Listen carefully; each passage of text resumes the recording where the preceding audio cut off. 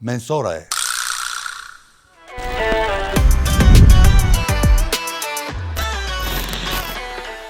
皆さんこんにちは。第1回岡ちゃん YouTube 見てくれたみんな本当ありがとうございます。いやすごい視聴率にね、自分自身もびっくりしてますね。これだけ個人でね YouTube できるんだから、日本の車業界の YouTube ビデオしっかりやってくれということですね。第2弾は都市伝説のように言われているビッグキャリパー台形ローターの良し悪しいいっていうことは本当なのかっていうことで、その辺をじっくり掘り下げてみましょう。皆さんはビッグキャリパービッグローターつけてて、なんとなく効きすぎちゃってなんかブレーキコントロールしづらいなとか内心思ってるでしょ。そういう方におすすめなんですけれども、まずその前に私の一番のおすすめのブレーキキットをちょっと紹介しますね。どうぞ。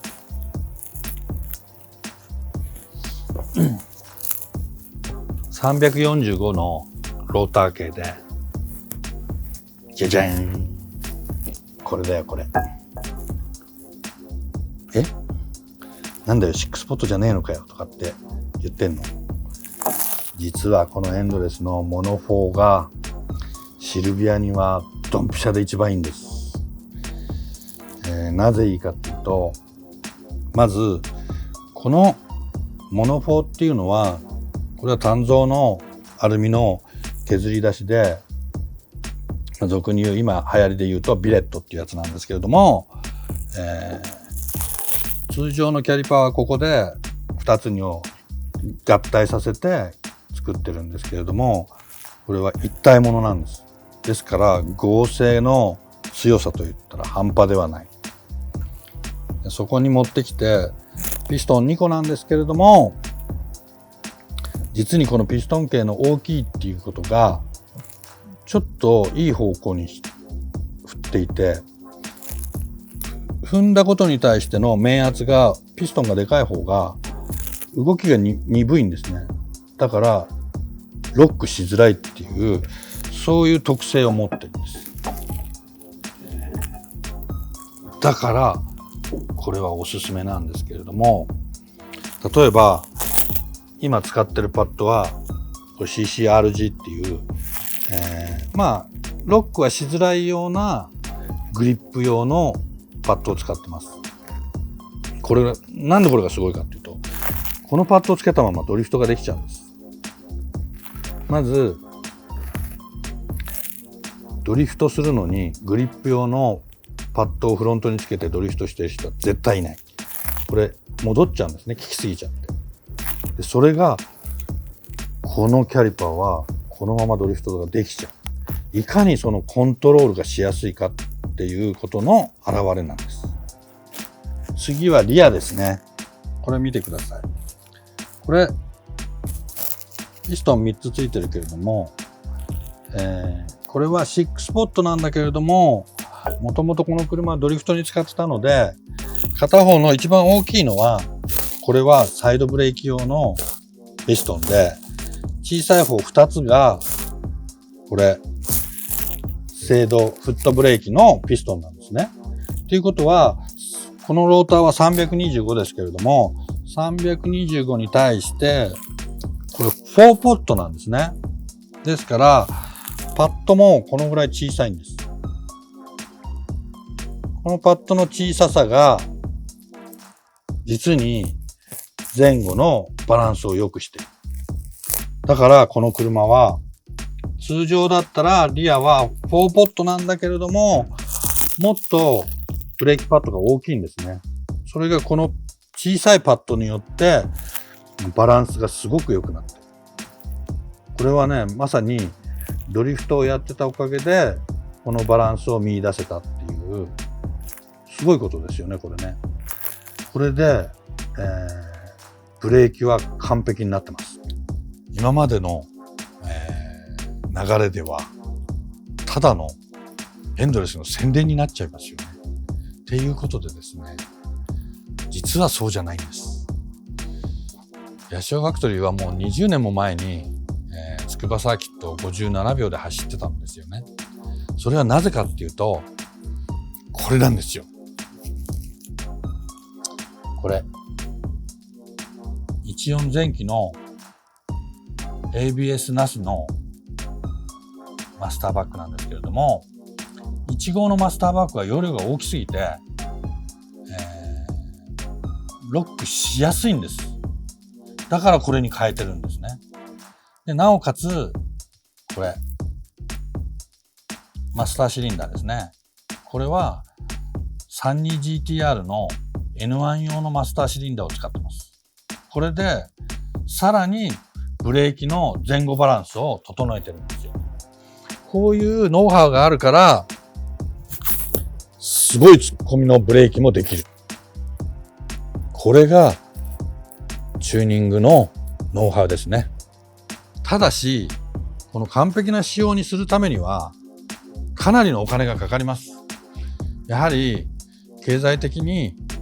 ね、なるべくお金をかけたくないっていう方もいっぱいいるんですよね。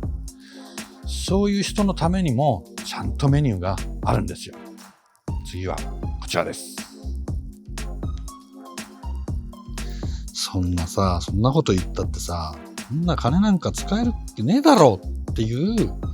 そういう人にぴったし。これはエンドレスのチビロクなんですけれども、ちゃんとピストン6個ついてますよね。これさっきのと違ってここ割れるんだけれども、これ一番安いタイプで、ローター径も純正と同じ280っていう小さいタイプですね。今の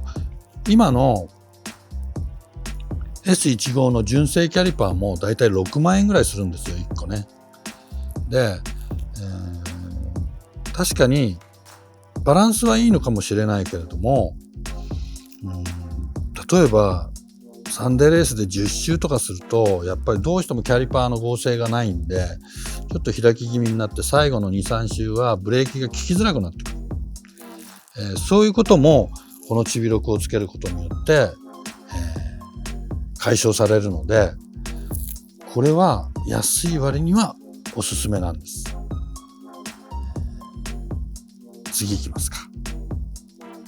次はリアですね。本当はですねグリップだけに限って言った場合には、例えば 32GTR とか32タイプ M、33タイプ M、 そういった、ツインキャリパー対向ピストンのキャリパーローターを加工するっていうのがベストなんですよ。ただ今新品のパーツで後ろのハウジングがもう欠品というか聖廃しちゃってるので、そこだけもう中古を使うしかないんです。それが中古で探せれば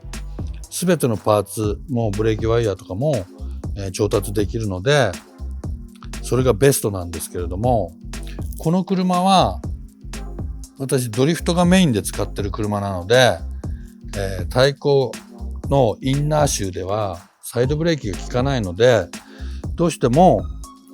ブレーキパッドを使いたいのでこのノーマルのキャリパーを使ってます。その代わりローター径を300っていう大きいのに変えてるんですね。これ後ろは260ぐらいのちっちゃいローターなんですけれども、それを大径にすることによって前後バランスを整えてるんですね。でこれだと、このキットローター径のキットが4万円ぐらいかな。だからわりかし安く、前後バランスを整えられるっていうことになるので、おすすめだと思うんですよ。今のキットだったら見てくださいよ、これ純正のマスターバックにマスターシリンダー、さっきのみたいにお金をかけてこういうことを変えなくてもちゃんとしたブレーキのフィーリングが出るという、そういう仕組みなんですけれども、なんとなくマスターシリンダーがちょっと弱ってたりすると、ブレーキの踏んだ時にちょっとスポンジーな感じがするっていう場合は、このマスターシリンダーだけ 32GTR の N1 に変えてくれればもう完璧になると思います。こういった知識ですね。もっといろんなことをこれからもどんどん紹介していきますから、楽しみにしててね。ちゃんと見てくれましたか？結局のところですね、私が言いたいのは、単純にパーツをつければいいってものではないっていうことを教えたかったんですよ。要するに、純正のキャリパーローターのバランスっていうのは本当にいいものなんですね。それを前だけ変えたりなんかしたりっていうのは、単純にバランスを崩すだけで、このパーツを有効に使ってるかっていうと疑問だなっていう車をよく見かけるんです。だからそこが言いたかったわけね。だからやるなら徹底してこういうふうにしなきゃダメなんだよっていうことを分かってほしかったんだよなっていうことです。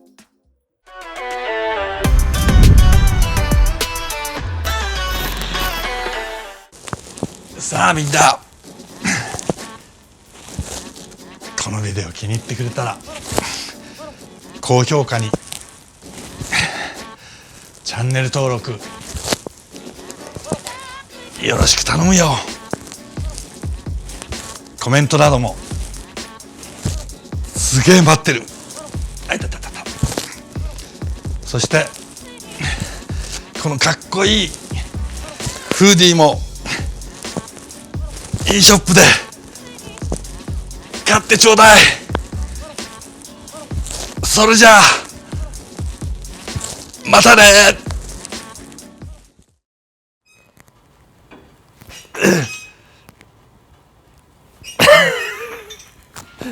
え